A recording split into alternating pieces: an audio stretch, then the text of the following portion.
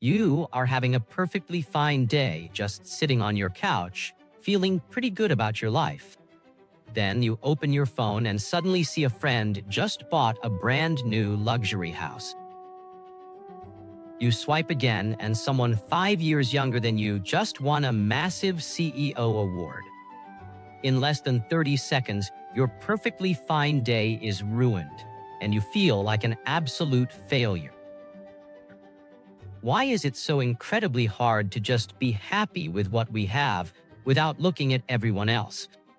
The truth is, comparing yourself is not a toxic personality trait, it is a hardwired biological survival mechanism. To understand why your brain does this, we have to travel back thousands of years to our ancient ancestors. In a primitive tribe, your exact position on the social hierarchy dictated absolutely everything about your life. If you were sitting at the top of the pyramid, you got the absolute best food, shelter, and protection. But if you were pushed to the very bottom, you simply starved during the winter or were left behind. Because of this brutal reality, the human brain evolved a highly sensitive measuring tape for social status. Back in 1954, psychologist Leon Festinger officially named this the social comparison theory.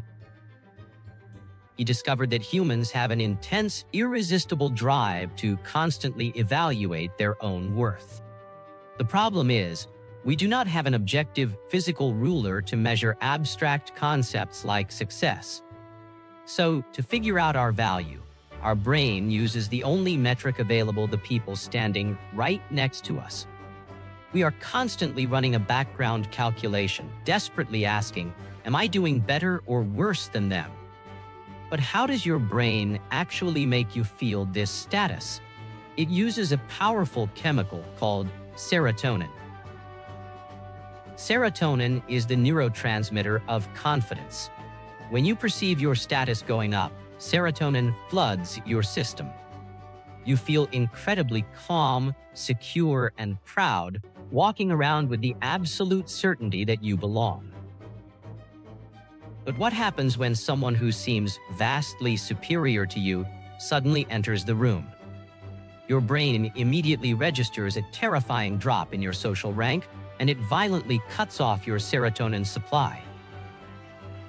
Without that chemical shield, you feel instantly vulnerable, and your stress hormone, cortisol, dramatically spikes. This chemical crash literally creates psychological pain as your brain actively punishes you for falling behind.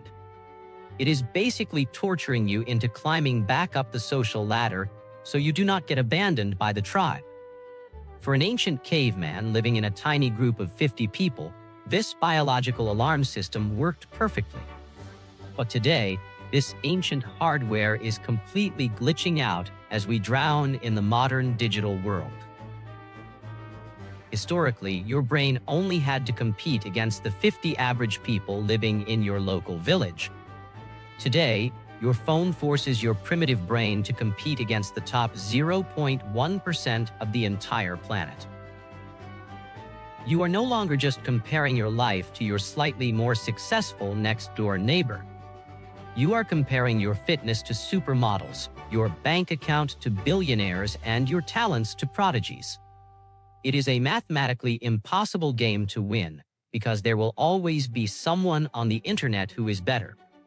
And to make it even worse, almost everything you are comparing yourself to is just a carefully edited highlight reel. You are unfairly comparing your messy, chaotic, behind-the-scenes reality to someone else's filtered movie trailer. But your primitive brain does not understand the concept of a filter. It just sees the fake success and triggers the pain. If you let a social media algorithm define your social rank, you will be trapped in a permanent state of anxiety. So, how do we hack our own biology and finally escape this miserable comparison trap? The only way to actually win the comparison game is to completely change the person you are competing against. As the famous psychological rule goes, you must compare yourself to who you were yesterday. You absolutely cannot compare yourself to who someone else happens to be today. When you track your own personal progress, your brain still gets to do exactly what it loves, which is measuring. But this time, every small, genuine improvement releases a healthy, sustainable dose of serotonin.